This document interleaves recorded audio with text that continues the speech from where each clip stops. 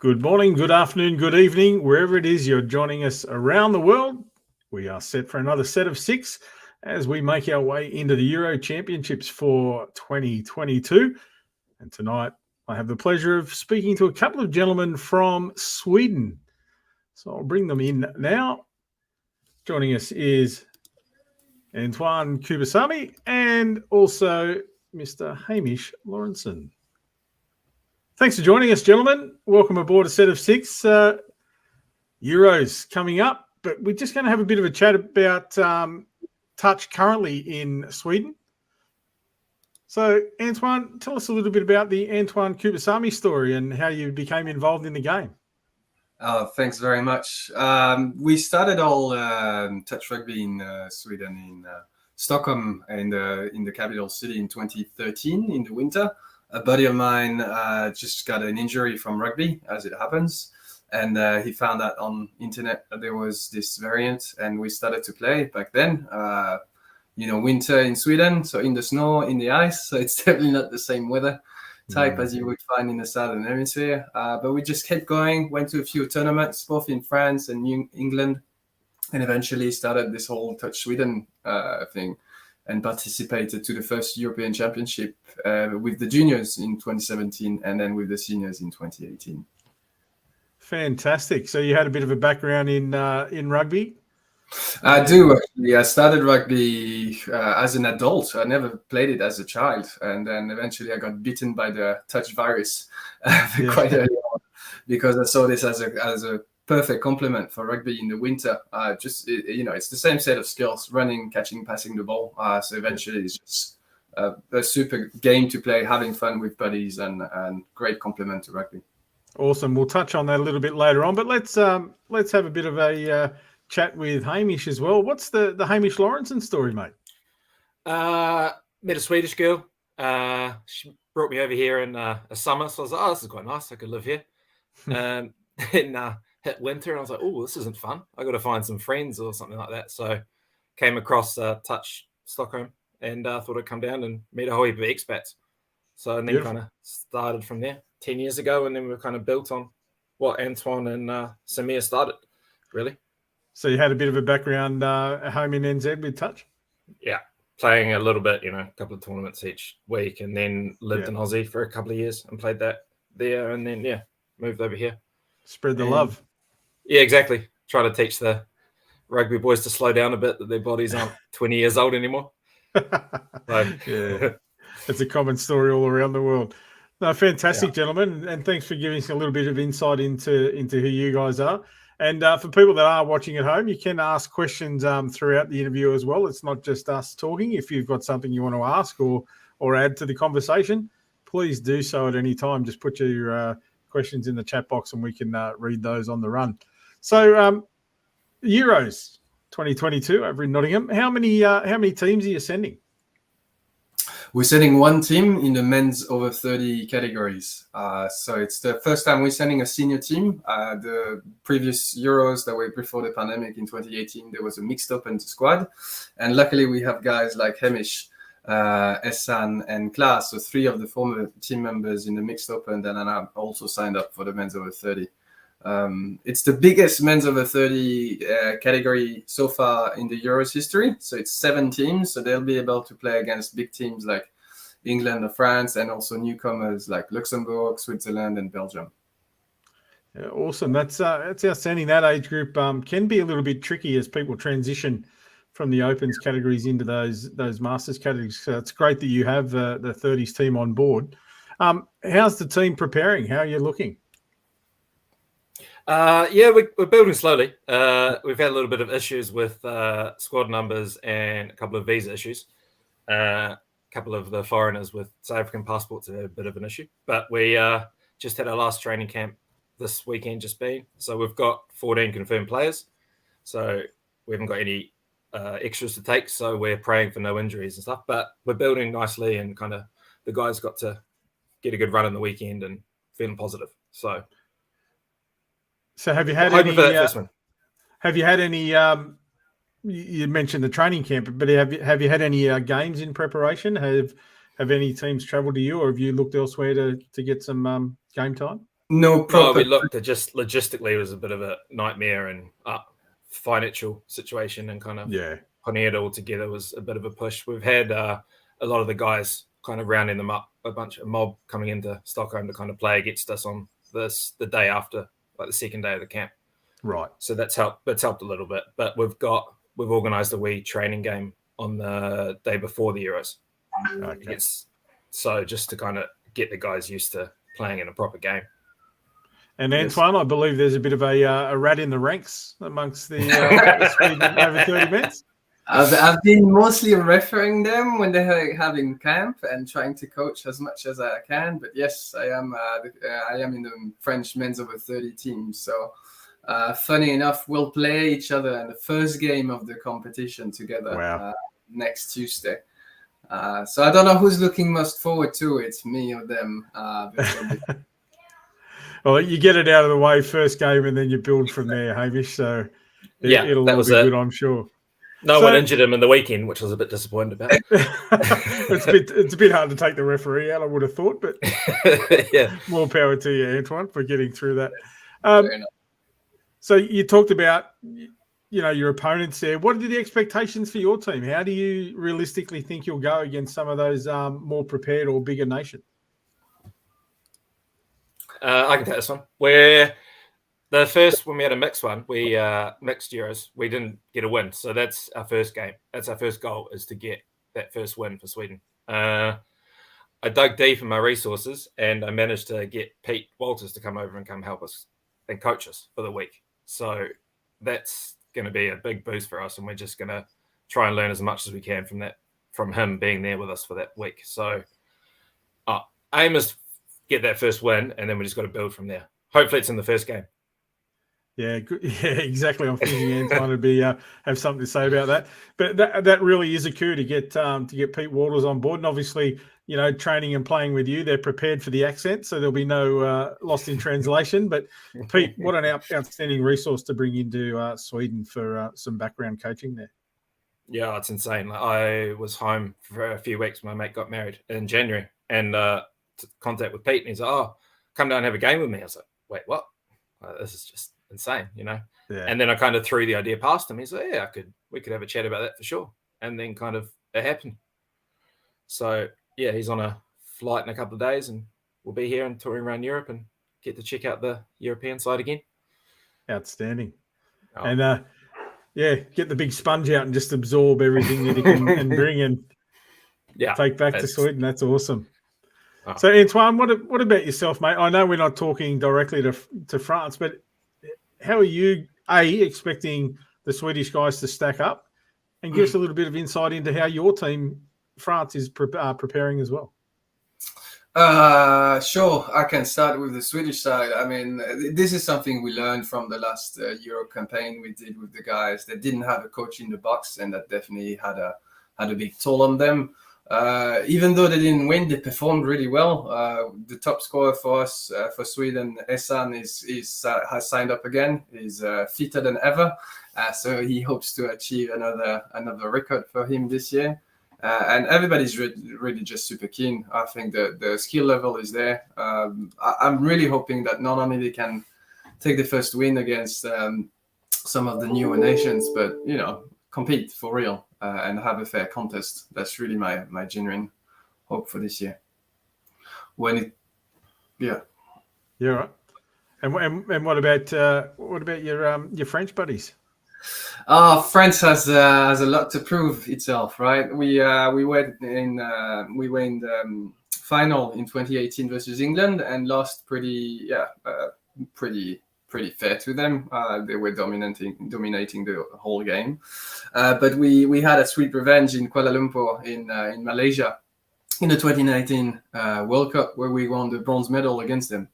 So it's going to be a very heated battle between England and France, I expect, this year, and that's really our target. We aiming for the big spot. So I'm hearing a bit of a challenge thrown down there, if I'm hearing that correctly, Antoine.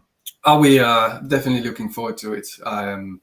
We've got very younger team now than the one we had in Malaysia. It's been a big shift, there's only 2 of us left from the former team. So we got younger guys, fitter guys. We're in the best place we could ever be for that competition. And, obviously here in Australia, we're right in the middle of winter, but we're hearing some reports over there about a heat wave. It's been super dry and super warm. Even here in Sweden, we are above the 30 degrees Celsius. Wow. So it's been good as a preparation as well. I haven't checked the weather forecast for England just yet, but it can change dramatically over the next set of few days. So we'll know when we get there. Mm-hmm. But for me, who's played in heat and humidity in Malaysia, it's going to be all the same over again. So. It'll be a cakewalk after Malaysia. Definitely not. We've learned a lot what to bring in the box and near us during those hot days. So, and we got less people sensitive to heat. You would have been able to cook those world famous meatballs in the sub box over there in Malaysia. That is the aim. Meatballs during halftime. Nice. Meatballs and Allen keys. So, what do you hope your participation in the Euros will bring to touch back in Sweden? How will participation in those international types of events help the expansion of touch in Sweden? So for us, really, the touch rugby has been very concentrated around Stockholm, and we hope that we can expand it to more cities and more places. We've had, as everybody else, had a downwards trend during the COVID pandemic. And so we have to rebuild things again. Luckily, we have a great momentum with the local rugby union who see the benefits and how touch can be a part of the entire umbrella and portfolio of activities they can offer. So we're super humble and we're going to have a lot of initiatives with them, have a couple of tournaments. We had a couple of tournaments actually already last year during the autumn. So there are more and more people that really are interested in touch going on in Sweden. And this is just another way for us to expose what we can do and what Sweden can add to this community. Awesome. What about yourself, Hamish? How do you see, touch benefiting from international events like this? I'm hope as Antoine said, like the pandemic, just literally we had to start again. So we had a bunch of kids we sent to the JTC in 2017, but there's about 3 of them that are left now, and they played in the Euros in our first team in 2018. But they've gone on to do different things now. So we're starting again, but we're hoping that, with Pete on board, with these 14 guys we're sending to the Euros, the kind of word of mouth gets out. We compete and guys start seeing, pandemic's gone. This is a great sport. We can do it. We can play with our families. We can do it with anyone.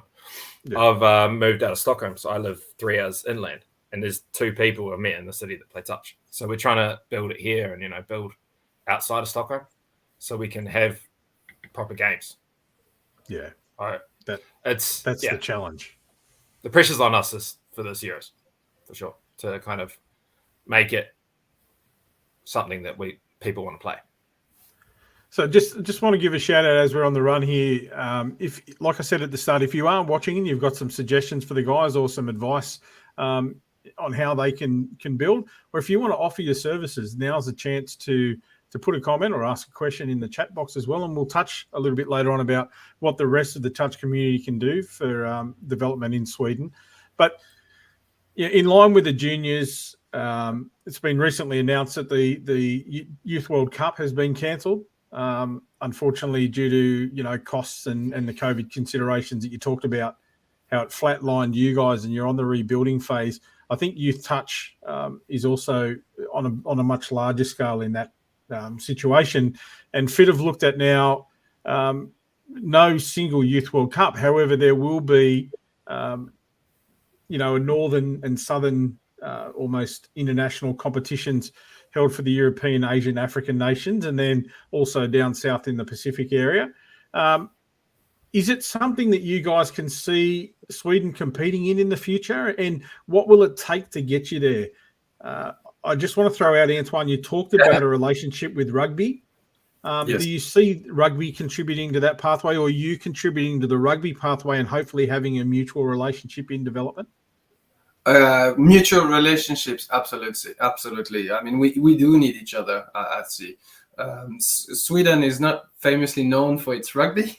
I think, given the current climate, we are a nation that is much better in winter skiing or ice hockey and all those kind of sports.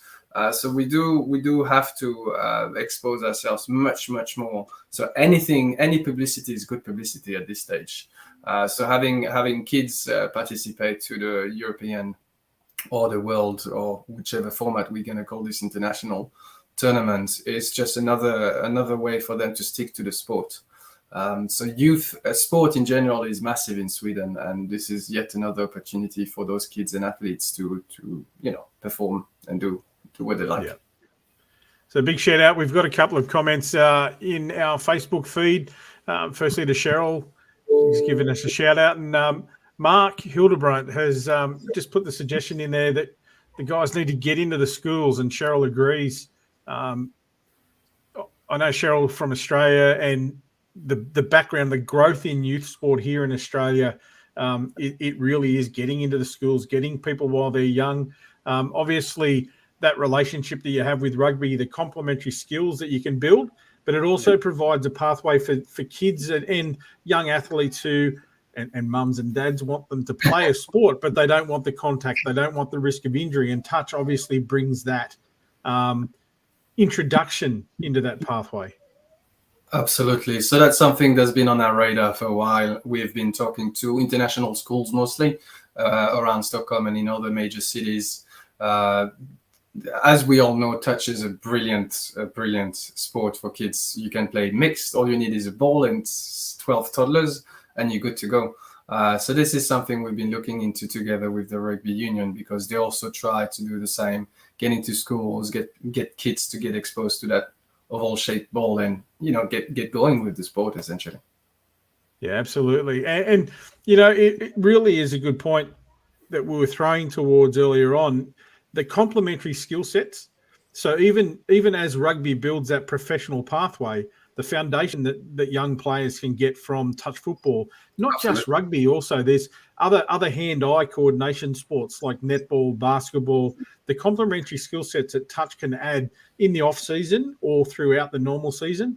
And as Cheryl touches on there, it can be all abilities, the growth in all abilities, young athletes, adult athletes with physical and mental challenges, that they can still play this game, and it really provides a fantastic foundation for overall development. Absolutely. Yeah, and for sure. And Sweden's very big on including everyone. Yeah. And you get funding from your employer to participate in sports. So, right. And there's fundings from like the areas you're in to play sports and that sort of thing. So it's just a matter of, as Antoine said, getting the voice out there. We've put our voice out, and everyone included, you just got to get them in that first time, and a lot of people are hooked after that. Yeah. So coverage of the Euros, and the question was based on the foundation of what will participation in the Euros contribute to the growth. What sort of coverage are you expecting to get at home in Sweden from the European Championships? Are you guys broadcasting it through your Facebook links or your website?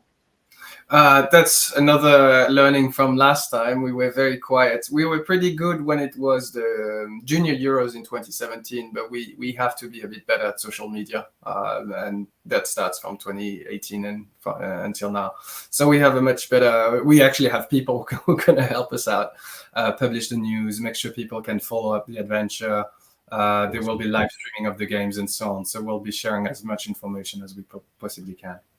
And I think part of that also, and I guess if you don't have the skill sets within your own ranks, you tap into the universities, you tap into the students that have the ability to do that. But then you can also build the game in the universities as well, draw teachers in, young teachers that are going to be in the schools in a year or two. Oh, one of the best recruits we've ever had was a student who was just here, an exchange student. And he's played for Swedes men's open team, and is the team manager for France. So we've had immense recruiting power and abilities before pandemic. It's just that after this, no one picked it up. So we're still slowly but surely rebuilding this.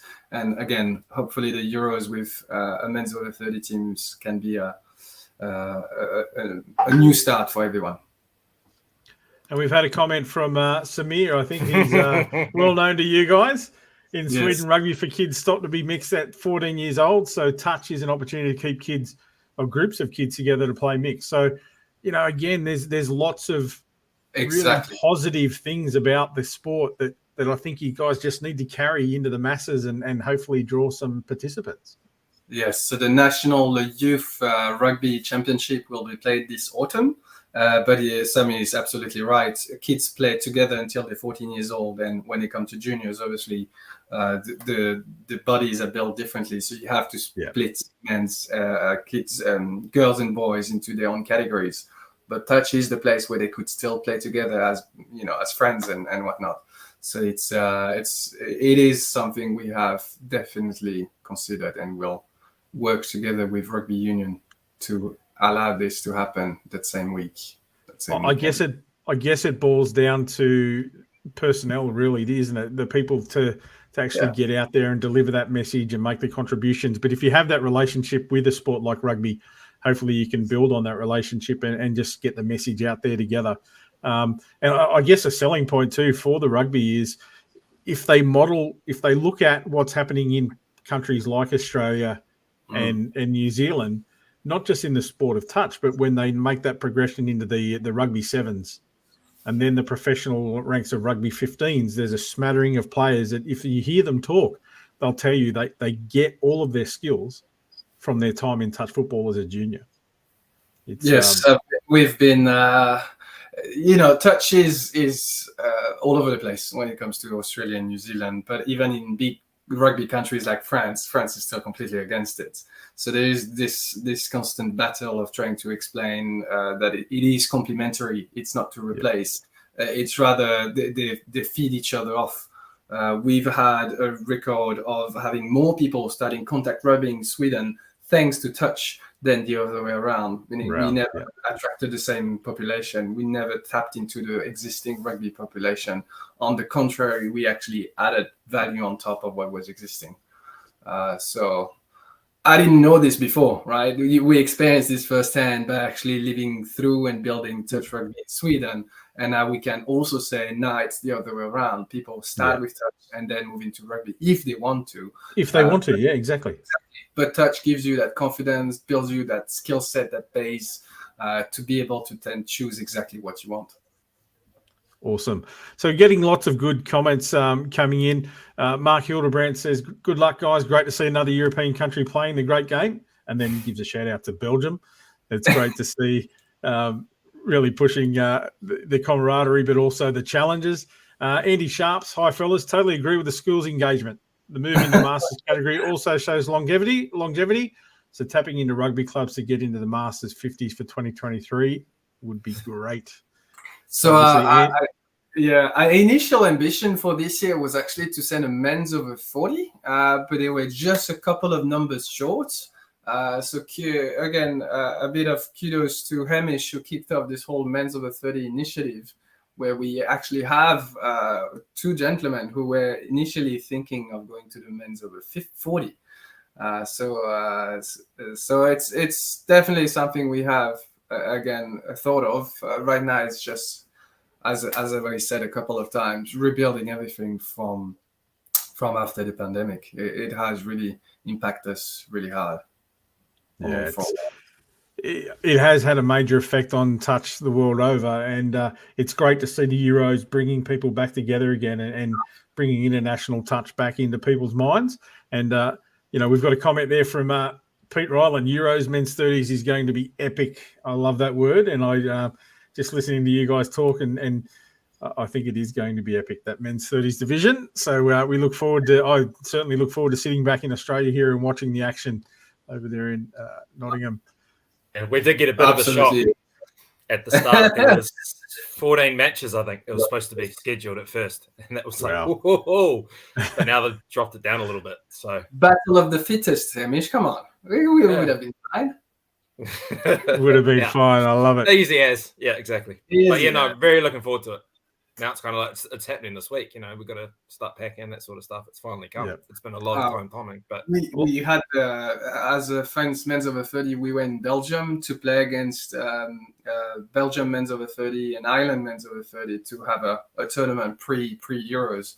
And these guys will be ready as well. So it's going to be an absolutely awesome, epic contest. I'm really looking forward to it. Fantastic. A good transition here. Hamish, a question for you. How excited are you personally for Euros, and what are you hoping to get out of it personally? I'm now thinking about it. Last night we had our last training camp. It was like, oh, okay, now it's go time. Like all this organizing we've done for the last 4 months is like now it's go time. So now I'm kind of switched on the phone. Now I know what's coming. As Antoine said, I'm one of the only 3 guys that have been there. So it's for me, it's going to be playing under Pete for sure. And then watching those other 11 boys, like their first game, just being ready and being with the guys, just in that team environment again. I miss that. It's very much like, you build a bond. Yeah, absolutely. And there's nothing like it. You can have all the training camps in the world, but when you get into that tournament atmosphere and you're around everybody else and you just live on that excitement and see where it takes you. What about yourself, Antoine? Couldn't be more excited, to be honest. As I was telling you, I start to have those butterflies in my stomach. So we're getting closer to the date. We've got, it was ironic because you still want to perform as best as you can, but at the end of the day, it's just a game. So it's like Hamish was saying, you're just spending time with your mates for a week away from everything, just playing a ball that you love for a whole week. Like, how good is that? So... It's a human adventure at first, and then there's a ball in the middle. So we're gonna have a cracking time. Be Sweden or France, all of the teams coming over. It's always been amazing. All of the tournaments that I've been participating at, both Euros and World Cup. It's been just amazing. I meant to ask earlier when you talked about experiencing butterflies in your stomach. I was wondering whether that was excitement or one of the Swedish boys might have put something in your Gatorade while you're preparing to play for France. We'll find out in a week, so it'll probably timed it right. Fair enough. He hasn't found his passport yet, so we've hidden that from him. That's all good. I love it. The challenge is out there. So we talked about earlier on the youth development and so forth, and I certainly didn't mean to skip over it, but you talked about, Hamish, I just want to touch back on the comments you made about Sweden, the inclusion and the inclusivity of the country and sport participation. One thing I just want to put out there is have a look at, I guess, as from a promotional tool, Touch Football Australia at the National Touch League for the past few years have had an all abilities division where the 2 separate categories or 2 different categories of disabilities are matched against each other. And the games are outstanding. The promotion of the games is outstanding, and the participation of not only the athletes and the officials that are out there on the field, but also the spectators. It's probably the most enjoyable game at the last 3 National Touch Leagues. So, I just put it out there to you guys to have a look at those resources and use as a promotional tool in relation to inclusion at the ability level. Yeah, absolutely. That's definitely something we can look at. So to you and everybody watching, have a look at that. It really is what is best and what is great about our sport. You talked about the camaraderie, but just to draw and the number of participants in, it really is a sport for everyone. So just I didn't want to miss that opportunity to talk about that. I know it's a valid point and well said. It's that's the whole point of promotion. Like touch is for everyone. Absolutely. Old blokes like me. I mean, I started playing at the age of 11 and took it through different sports. I got to the point where I was outgrowing the size of the pitch, so I needed something to do and got into the coaching aspect of it. So my whole family, my sister, I really struggled to tell everybody that my sister was a better football player than I was, but she represented Australia at 3 World Cups. My father's a coach. I'm a coach. Mum was a national manager. So, the family plays together, stays together, and it just took us all over the world. So it really is that type of sport. So as we get towards the end of the conversation, is there anything you guys want to add individually, or put a shout out to people that might be coming to Sweden? How can they help the growth of touch? In any shape or form, we need every kind of people, every kind of skill set. So you can be, like you said, a coach, someone on the side, someone just coming every now and again to train and be an extra body on the field. We welcome everyone and anyone, to be honest. There's a place for everyone in this sport. It's exactly like you said, regardless of your abilities, of your background, and so on. So we are a super inclusive sport that are fit for everyone. And Hamish, yourself, you've brought Pete in, the great man, but obviously that sort of invitation is open to anybody that might be coming from a touch background, just to come over and get involved and have a game, while they're in Sweden, and just see what else they can bring to the sport while they're there. Yeah, absolutely. And we were last night talking with the boys, like we don't just have to do training camps in Stockholm. We can tour around a little bit and, go to different cities in Sweden, or we can organize games. If teams want a tournament, we can meet somewhere, we can meet Germany, Belgium or something, that sort of thing. Or if you not want to come to Sweden, but we're open for anything. We need help. So whether it be come play for a weekend, come give us some bit of help coaching, because it's a bit, I think we're the only team that would have a captain from another team helping us coach. So that's what the game is all about. Exactly. Yeah. And we've been, with not with the Sweden side, but we've touched Stockholm. We've actually been abroad quite a fair share. We've been to Spain, to France, to England, to Germany, to Budapest in Hungary, to many different countries to play tournaments. So one of our dreams as well is to create an international winter tournament where we have indoor facilities.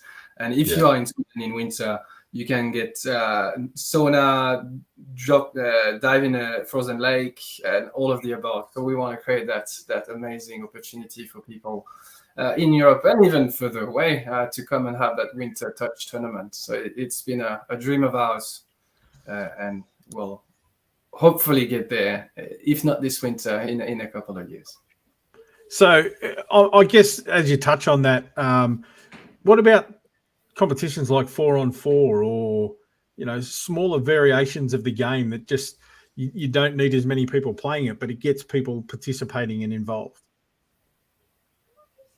Yeah, absolutely. And like we have trainings Wednesdays and Sundays, and it can flow anywhere from 6 people turning up to 26.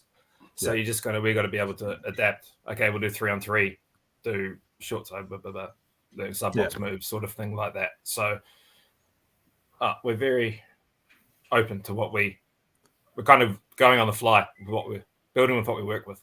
Yeah. It's a numbers game that it's again, like I just think hearing Antoine talk about the facilities that you have and playing it with those other opportunities for people to participate in, dive in a frozen lake and things like that. It's unheard of for people like me here in Australia, but we play beach touch here, or South Africa, I know, have great success in their beach touch competitions that draw participants in, and then they sell the game of touch football from there. So, lots of opportunities, I guess. But Antoine, if that competition gets off the ground, mate, let me know. Please send me details.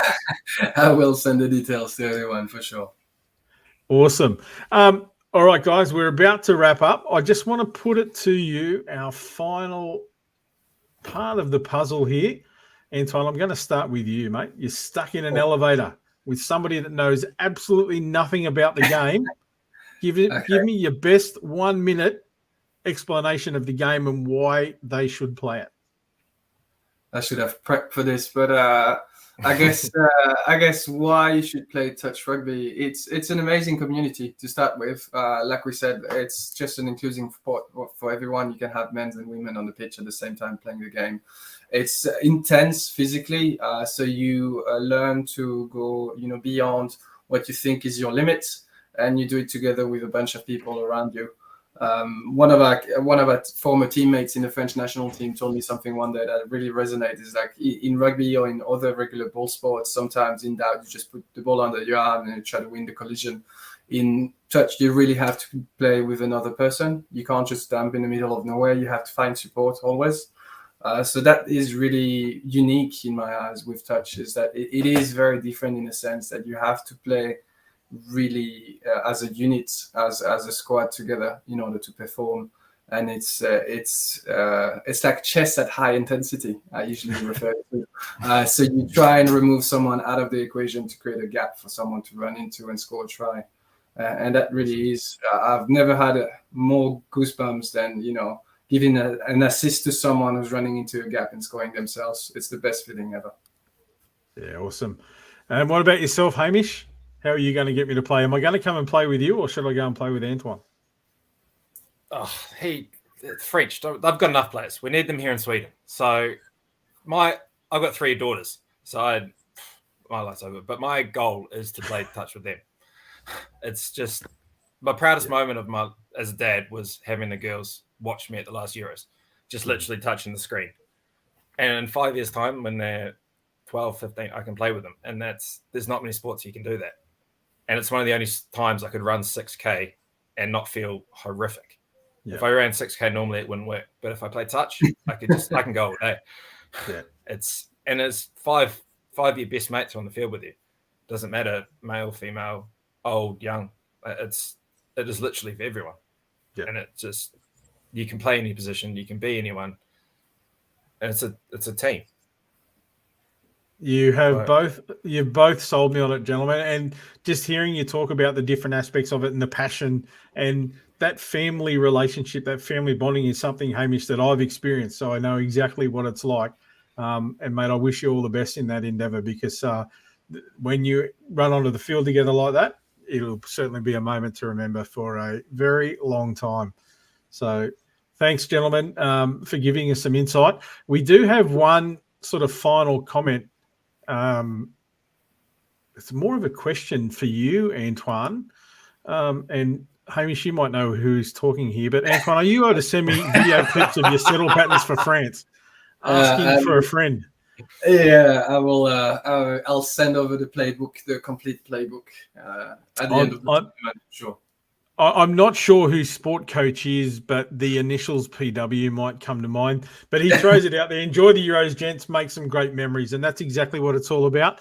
And to Cheryl, once again, a message for you, Hamish. You brought tears to her eyes. Oh, so well done, mate. And that's the power of sport. And Cheryl, touched on before the comments that were coming up in the feed as we were talking about the All Abilities division. As a parent of an adult child in the All Abilities, it's made a huge difference to her life and future. So participation in sport has many beauties about it, and that's exactly what this sport and competing in events like the Euros can bring. So I really wish you well. And yeah, outstanding opportunity for you guys taking one team across, but looking to the future and how we're going to build from there. And I know the sport community will get behind you. And just putting it out there, that offer that you made about if you're in Sweden or anywhere around Sweden and you want to get involved, reach out to the guys, have a look at their social media. Do you guys have a website specifically, or is it all through Facebook, Insta, that sort of stuff? For now, Facebook is definitely the go-to place, but we have a website that's just not running yet. Fair enough. But reach out through social media, and we can also put you in touch with the guys if you reach out through the federation and you're heading it that way. We can certainly get you involved, and I'm sure listening to the guys talk, they will certainly welcome you with open arms, not just into the country, but into the fold, the mix of the touch talent and the families that are involved over there at the moment. So to our watchers, viewers, even those that come back and have a look at this conversation a little bit down the track, reach out to the guys if you're ever in that area. So Hamish, Antoine, thanks very much for a fantastic set of 6. Really wish you all the best over there in Euros. I'll be watching. And to you, Hamish, good luck and enjoy what Pete is going to bring to yourself and to your teammates. And Antoine, I don't know how you've done it, mate. You've got through the whole preparation in the enemy territory, but good luck to you guys as well. That young team sounds exciting. So look forward to seeing that first game, but then the rest of the trip through the tournament as well. Indeed. Thanks for having us, Adam. Thank you very much. It's been awesome, gentlemen. And thanks to everybody for contributing to the conversation. It's great to hear from the guys, but also the contribution of the people listening and watching as well. So thanks once again for another fantastic set of 6. I do believe we have another couple coming your way before Euros get underway. We are hoping to talk to England in the not too distant future, the hosts, and to see how they're preparing for the tournament as well. So thanks for joining us. And from me and from Antoine and Hamish, thanks for joining us and have a great evening or great morning if you're only starting your day somewhere around the world. But thanks for joining a set of 6, and it's bye for now.